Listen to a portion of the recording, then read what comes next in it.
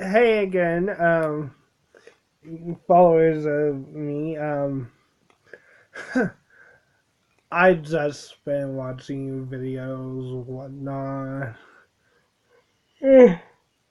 Sorry about that. I'm a little tired. It's 12:41. Jeez, the days go by so quickly. So anyway, this is a list I made up in my mind.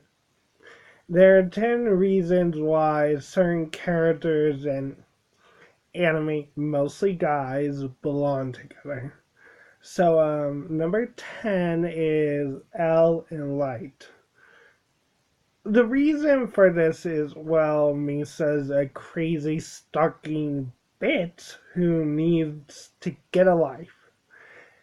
She stalked Light for several days, then just attacked him and said, I'll be your girlfriend if I can help you kill Hell. And he's like, okay. But on the other hand, I know this may seem a little odd, but when him and Elle were handcuffed together, even when Elle figured out that Light was Kira, he didn't care. He just went along with it, and they have more chemistry together. It was insane. I don't even know how it was impossible that the creator didn't decide to make them be together. But it's mainly because their story is amazing. They hate each other, they want to kill each other, but they love each other to death. So anyway, that's number 10. Number 9 is Yami and Yugi from the first Yu-Gi-Oh season. Now, I know this may sound like really, really, really bizarre, but if you watch the Yu-Gi-Oh love story with the 150 episode list and then the other ones by Michelle C, you'll understand. Because, yeah, Yami may be a spirit or whatever, but he does get his own body in the physical world. And him and Yugi, I don't know what it is, but they shared some kind of connection. I think it was from the puzzle, but it was their hearts or whatever. And if you watch very closely on the towards the end of the series when Yami is going bye bye, there's a friggin' kiss, which was like, oh my gosh, what the fuck? Did this just happen? Anyway, so that's number 9. Number 8 is Joey and Seto, same series. Now I know what you're thinking. Now, why would Joey or Seto fall in love? Joey's an alien. Kaiba's a mean jerk. Well, in actuality, Kaiba is actually the kindest person ever. He just has a very hard sell that needs to be gone through and he needs to be loved. He is by his brother, but it doesn't go further than that. Um, at first, I thought Tristan and Joey would be together, but that didn't quite fit. And then when I saw how it was with Joey and Kaiba, I thought right away, oh my god, that actually made sense. Because the love they had for each other was unparalleled. They would literally, if at the chance, die for each other, or the other way around. And so that's number 8. So the next one is Rin and Haru from Free and Free Eternal Summer. Now, the reason for this one is pretty basic. Um, See, even though Haru is on a different swim team throughout most of the series, um, the both of them were childhood friends, went to the same school together for a few years.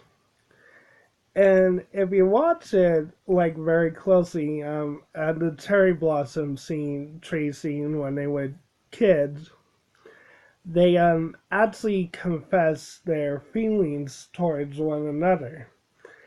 And the creator of the series actually say, yeah, Ren and Haru are meant to be together. And people say, no, not Ren and Haru, Ren and Makoto. It's like, oh, God, no. Makoto is such a wimp. He may look cute, but I got no balls. And plus, they just balance each other out perfectly. Number 6 is Ichigo and Renji. This mainly works for a few reasons. One, Orihime is a freaking moron.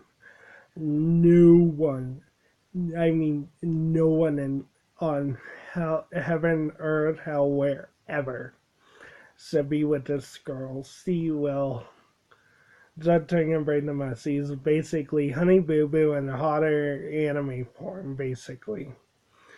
Um, the reason Ichigo and Renji work is their name is perfect for an acronym Ichi Ren or Renichi. Um, they balance each other's stupidity. Renji is more cookser and like, I go do this, I don't think. I'm like, woohoo! Ichigo, on the other hand, tends to think things through very liberally and is very like committed to helping his friends, and he bursts through Renzi's hard, cold cell like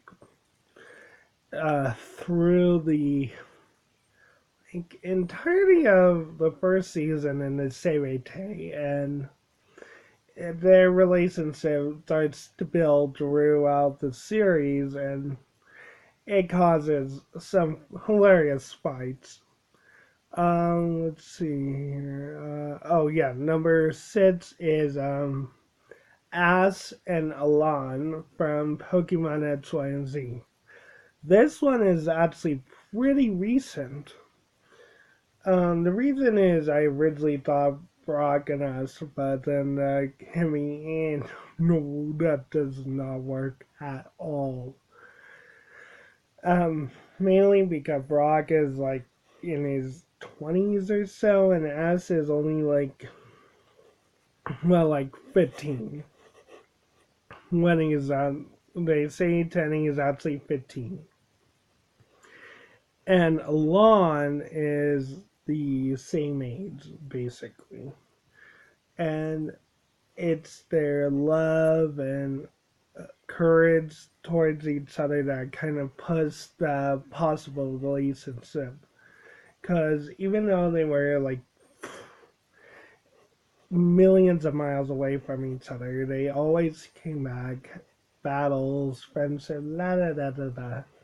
Then the big line in X, Y, and Z where Lysander is keeping as captive at the top of Lumia's tower in Lumia's city was huge. He lets out a line and says, what was it? He said, what happened to the Elon I believe in and love? Like, that was really big, and they fit because they've left several hearts broken in their wake. As with May, it's May kind of a cutie, witty, goody two boy. Um, Dawn, because he didn't really care. Iris well, she was just cruel to him from the very beginning. Um, Serena, well, she was a time with him, but there was never really a connection. Along, it was, in this case, at least three people. So it was like Marin, um,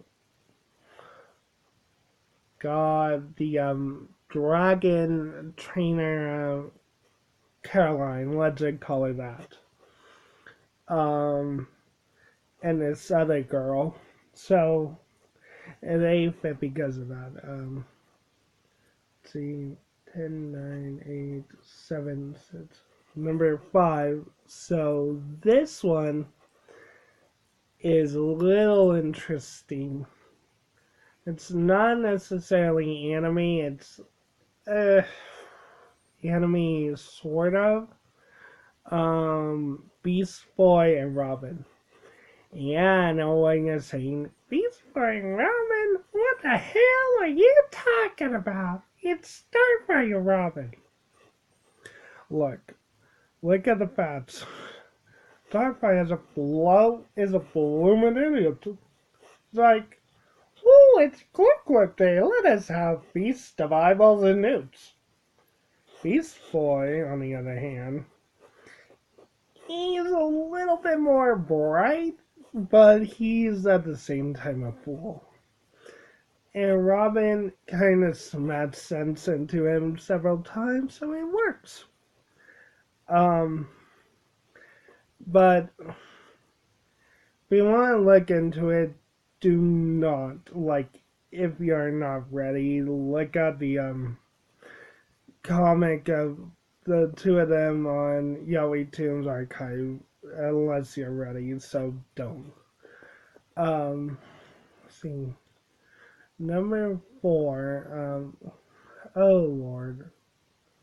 Number 4, ooh, Ty and Matt from Digimon. Well, that actually already happened because at the end of season 2, you see them all grown up. It shows everyone, but Sora isn't there. My guess is she died. And so Ty and Matt are together. They have kids who look like them, weirdly enough, because it's in the future, so anything's possible. Um, so yeah, then number 3 is what happened to be Inuyasha and Koga from Inuyasha, mainly because they balance each other. He's a cat. He's a cat. He's a dog. Yeah, crazy. But both powers together, unbeatable strength. Then let's see here. Number 2 is Grey and Natsu from Fairy Tail.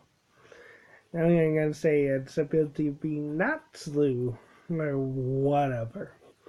But really, Grey and Natsu are more perfect for each other because um, Fine Eyes has worked together in several films. The Dragons films by Mega Blots is one, and Game of Thrones. Um, Not really like taking into account they do it, but what I'm getting at is they balance each other's crazy out equally. They argue like an old married couple. Not to let them take his pets away and be like, "Whoa, I kick your pants." Then number 1, this is obvious beyond the shadow of the doubt. Sasuke and Naruto. Sasuke Naru. Naru Sasu. because the writer on Naruto was actually supposed to, well, not supposed to, he wanted to do that for the ending, have them be together because, yeah, there was the accidental kiss, but there was also more to it. Throughout the series, it was more like they were there for each other. In the episodes where they were caught in that uh, cylinder mirrors, um, Sakura wasn't there, but it was really Sasuke who would save Naruto's ass several times. He fed him, cared for him like you would not believe. Um, and the creator himself said that the filler area with him and Hinata was bullshit. Also, with Sasuke and Sakura, was never supposed to happen because he originally planned it to end with him and Sasuke. And if you want to see what I'm talking about, look up the Sasuke Naruto CMVs and the slideshows on YouTube.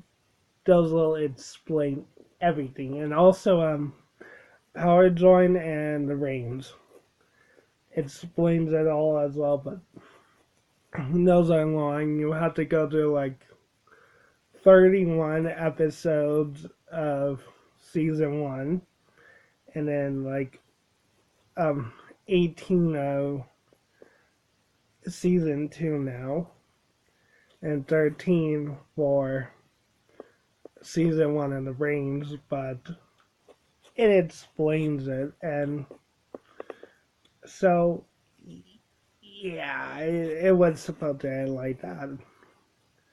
And there can, oh my god, cutest anime baby ever. He has Naruto's wild hairstyle and Sasuke's hair color, Sasuke's eyes, and the whiskers from Naruto, and he looks like both of them. It is gorgeously cute. And so the AMVs and 50 Shades of Grey anime trailer is great for it. One scene you're gonna see with the criminal one, oops, sorry, pizza, um, is like this actually happened in the anime. You had to rewatch Shippuden to see it, but pay close attention because there's an actual like gay bonded scene between the two of them, and it's like, oh, someone get it a little bit so sad. Oh la la. So anyway, in conclusion, those are the couples that were meant to be together but never happened. Well, except for Taiwan. Because the Japanese people are hypocrites who are homophobic and hate those people, except for Joey from the anime, man. They love him. Well, bye bye, signing off. Subscribe right here at the bottom net to my name. And like it and comment and share this with your friends. Bye.